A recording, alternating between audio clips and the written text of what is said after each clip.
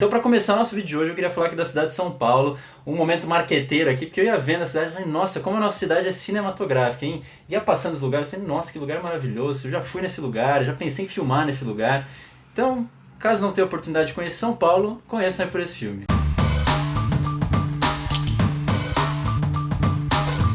Amadi sai da Nigéria para o Brasil a fim de procurar Ikena, seu irmão.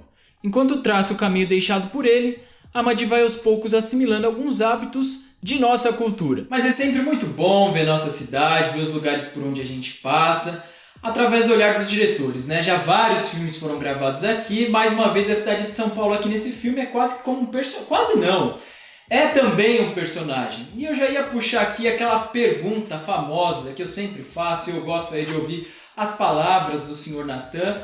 Me diga, o senhor gostou desse filme, não gostou? Já abra seu coração aqui pra gente. Não, cara, eu gostei do filme sim, acho que algumas coisas me incomodam, mas a gente já chega lá. Eu comecei fazendo essa brincadeira aí com a cidade, não é à toa, eu acho que, como o Éder falou, assim, ela tem um papel super importante na narrativa.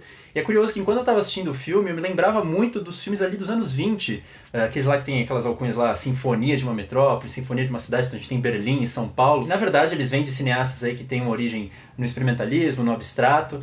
E aí, muitas vezes, eles estão falando ali sobre essa cidade moderna, né? Falar sobre a modernidade através desses cortes rápidos, aquela cidade que nunca para, a cidade que ali é um labirinto, que tem vários cantos que as pessoas se perdem, né? Elas são, na verdade, uma massa única ali, tem uma orquestra, né? Uma música conduzindo essa narrativa dessa velocidade ali junto, e nesse filme aqui a gente também tem essa orquestra que vai embalando a caminhada desse personagem. Só que eu acho que é curioso que esse filme faz é que ele meio que se questiona a que custo ver essa modernidade? Porque lá naqueles outros filmes a ideia era exaltar essa modernidade, exaltar essa cidade até então antiquadas, de forma que as pessoas ali elas eram basicamente apagadas, né? Elas estavam a serviço dessa cidade. E nesse filme aqui a gente está muito mais curioso nesse personagem, a gente está curioso na individualidade dessas pessoas ali que ocupam essa cidade, né? Então, abrigar esses imigrantes, né, de uma visão bastante xenófoba, é de certa forma atrasar os planos da cidade de enriquecer mais, de ir pra frente. Então você vai ver várias das cenas ali que a gente tem, principalmente no começo do filme, essa cidade opressora para esse personagem. Então, muitas vezes ele olha os prédios de baixo para cima, eles são gigantescos. Ele tá sempre ali meio que cercado pelo quadro esteticamente. Então, você tem grandes passarelas, grandes pessoas que estão andando, viadutos, e ele tá sempre ali encaixadinho num canto, às vezes no buraco de uma parede, às vezes ele tá tocando uma música e de repente tem carros passando, atrapalhando o som que a música dele tá fazendo. A própria questão da razão de aspecto ela é mais achatada, quadradinha ali, limita os espaços desse personagem. Então, é uma cidade que, apesar de moderna, à medida que aquelas cidades ali dos anos 20 eram, ela é sufocante para essas pessoas que, teoricamente, não fazem parte desse progresso. Ou, pelo menos, muitas das representações que a gente teve até então foi de modo a escondê-las. Então, acho que é interessante a gente começar o nosso debate aqui com a arquitetura desses espaços. É interessante essa questão da arquitetura, né, que você traz, porque nós caminhamos por essa cidade diariamente, né? Seja correndo para ir trabalhar ou seja a passeio ali, mas a gente tem um olhar já um pouco viciado sobre esses prédios, sobre essas ruas, sobre as pessoas. E é interessante nesse filme porque a gente vê um pouco o olhar dessa cidade através de uma pessoa estrangeira que chegou aqui, que ao mesmo tempo ele tem uma visão um pouco assustada, ele também tem essa visão maravilhada, assim, né, desse lugar maluco, que por mais que pareça que tudo está fora do controle ali, isso faz parte de uma orquestra. Ele parece que essa loucura ela também é meio orquestrada aqui pra gente que já mora aqui. Então, por mais que a gente sinta um olhar maravilhado, um olhar de medo também, isso parece que já está no nosso DNA. A gente já meio que normatiza certas situações que talvez ele não acharia normal, né?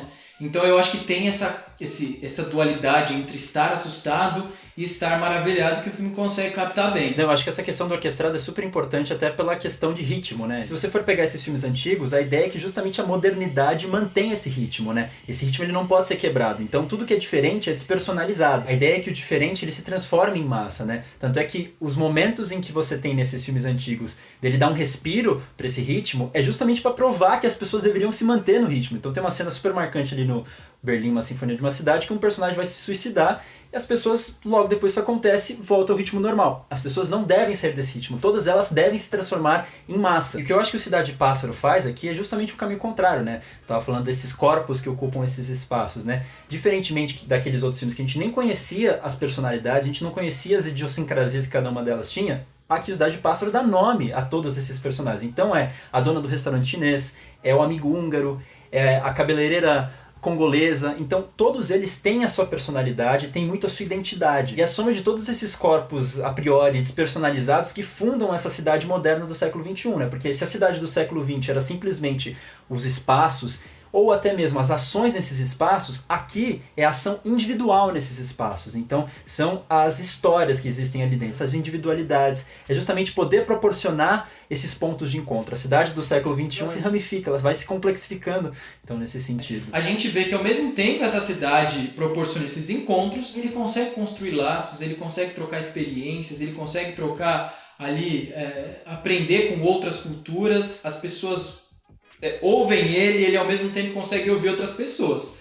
Só que no meio desse caminho acontecem os ruídos também, né? Ônibus passando, é moto, é barulho, é o carro da pamonha, a questão da cultura, seja que pela questão da própria língua mesmo, que impede com que esses personagens consigam se expressar da maneira com que eles queriam. Então isso muitas vezes gera angústias, gera momentos ali um pouco tensos. Então eu acho que isso também faz parte da cidade, né? A cidade muitas vezes faz com que a gente não se comunique muito bem em cidades grandes, né? Como São Paulo, em que a gente de fato está correndo, a gente tem dificuldade de parar para ouvir o outro tem dificuldade de parar para ouvir a gente. Então acho que tudo isso faz parte também do filme, acho que o filme também passa essa mensagem. Não, Éder, e acho que isso é curioso o que você disse, porque proporciona tudo, mas também não proporciona essa realidade que é meio fragmentária, né, que a gente estava falando. Acho que isso se estende até um pouco na própria estrutura do filme, né, porque em muitas situações parece que ele vai pulando de espaços e a narrativa de repente ela pula. E pra mim o que isso meio que representa é que essa própria identidade dessa cidade, né, ela também é muito fluida, né? Porque se você for pensar, até esses protagonistas, eles não são completamente nigerianos, porque eles chegaram nesse Brasil que de alguma forma, entre aspas, contaminou eles renegam, por exemplo, o irmão renega a cultura, renega as tradições que ele teoricamente tem que seguir. E eles também não são brasileiros, porque obviamente eles não nasceram aqui, eles têm toda uma outra cultura, toda uma outra língua. Então eles estão nesse meio espaço de ser e não ser, nesse espaço de transitório que é muito próprio até de quem migra, né? De quem está e não está naquele espaço por completo. E acho que eles vão deixando meio que pedaços, né? Vão deixando esses fragmentos pelo caminho que eles vão passando. O próprio irmão, né? Ele deixa propositalmente o CD em um lugar, ele deixa o celular em um lugar, mas de forma mais geral, a gente for pegar todos os elementos, ele está deixando um pedaço dele mesmo nesses lugares, porque ele vai se contaminando dessas duas culturas, ele vai se transformando numa terceira. Então acho que é muito interessante que mesmo que a gente tenha essa individualidade muito forte, né? A personalidade dessas pessoas ali muito marcada, são presenças completamente transitórias de todos esses imigrantes ali. Eu acho que é muito curioso que o filme ele comece justamente a partir desse protagonista que chega nesse país e vai tentando coletar esses fragmentos quando ele mesmo está se tornando uma nova pessoa e deixando seus próprios fragmentos no caminho. É interessante que nessa trajetória dele, né, o irmão dele é quase que um duplo dele, né? Parece que é um outro eu dele que ele perdeu, é um pedaço dele ali que ele perdeu e ele deseja recuperar. E no meio desse furacão todo, ali desse desespero de achar o irmão, e aí ele começa a conhecer outras pessoas, outras paixões, e aí muitas vezes ele tem dificuldade de se conectar com essas pessoas, isso ao mesmo tempo pode gerar uma certa solidão, uma certa angústia de ter deixado sua família para trás. Então assim, é uma pessoa que carrega aí, ao mesmo tempo culpas e o desejo de mudança também, né? Você vê que o personagem ele vive aí nessa dualidade, ele vive aí nesses dilemas aí quase que constantemente, né? Aí é uma confusão, como a cidade grande também é, né? Tem vários dos seus problemas e tudo acontece ao mesmo tempo. Não, acho que é essa coisa mesmo da passagem, né? A cidade que está o tempo inteiro em passagem ali para ele, as pessoas com quem ele cruza e coleta alguma informação que também estão em passagem, e ele mesmo está próprio em passagem. Então, apesar dali do século XX ter se modernizado de alguma forma, o ritmo ali dessa cidade tempestuosa, ela continua. Mas aí acho que já emendando um pouquinho para o final, inclusive se vocês não quiserem ouvir spoilers, vocês pulam aqui para o tempo indicado. Mas aí é que começa a entrar alguns problemas assim para mim. Ainda que a gente esteja falando aqui de arquitetura, de espaços, né, de identidade, de imigração, eu acho que o pano de fundo narrativo aqui, ele é um melodrama, ainda que bastante contido por grande parte do filme, né? Essa história desse personagem que vai à procura de um outro querido e tem aquele arco de, enfim, jornada do herói, que precisa passar por vários pontos e coletar informações. E eu não sei se o Éder concorda comigo, mas eu acho aquele final um pouco apressado, talvez demais, um pouco também solto nesse debate que a gente estava falando aqui identitário, e de repente ele pisa o pé na jaca ali na questão do melodrama, ele estoura, De repente ele muda o registro ali pra uma chave bem mais pesada, nesse sentido do que estava acontecendo até então. E o debate identitário meio que fica perdido, essas arquiteturas ficam perdidas. Só que o filme ele tenta dar uma amarração meio, não sei, meio anos 2000, assim, de filmes como Beleza Americana, Donnie Darko, que de repente começa a passar todos os personagens em tela e ver onde eles terminaram. Não, eu acho bonita a última frase que ele fala pra mãe dele, né? Que ela envia boa sorte pra ele. Eu acho ali aquele último plano interessante.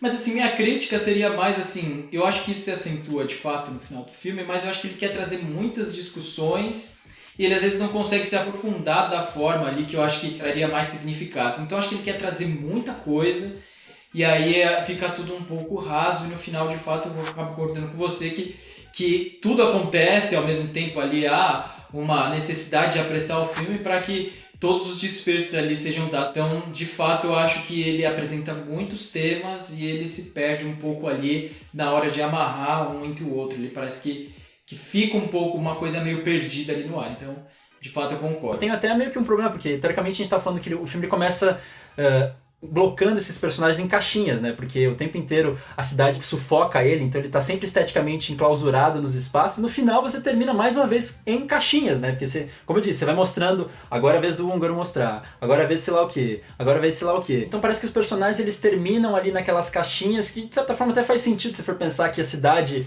como a gente tava falando, é opressora no final das contas, mas eu acho que ele acaba tentando misturar tantas coisas ali no final que o efeito, o discurso de uma acaba meio que anulando o que a outra quer dizer. Bom, mas no final das contas eu acho que é um filme interessante, eu acho que todo filme vale a pena ser visto, né? Mas enfim, assistam, depois digam aí o que vocês acham e enfim. Bom lembrar que se você estiver fora do Brasil você consegue assistir tranquilamente esse filme, porque ele entrou em todas as Netflix do mundo, com exceção aqui do país, porque ele tem pretensões ainda de estrear em algum momento nos cinemas, quando eles voltarem. E agora vem aquela hora do dia, aquela hora especial do dia, né? Que mais uma vez, né, já virou quase que uma rotina nesse canal. Eu não fiz a lição de casa e o Sr. Natan provavelmente ele fez.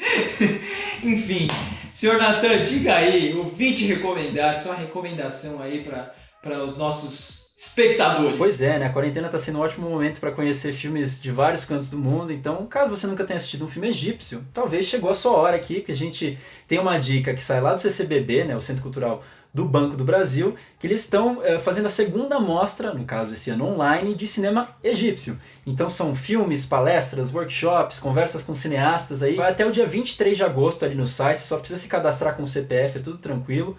E você pode conhecer aí pelo menos a safra de cinema egípcio contemporâneo, né, que é o recorte ali da mostra. Inclusive, se você também quiser, eles estavam fazendo uma exposição ali virtual do Egito, então se você estiver com as crianças e todo mundo quiser conhecer um pouco aí do Ramsés e das pirâmides de Gizé, também dá para fazer um tour virtual 360 graus. Então aí é um programa completo aí para você conhecer a cultura egípcia.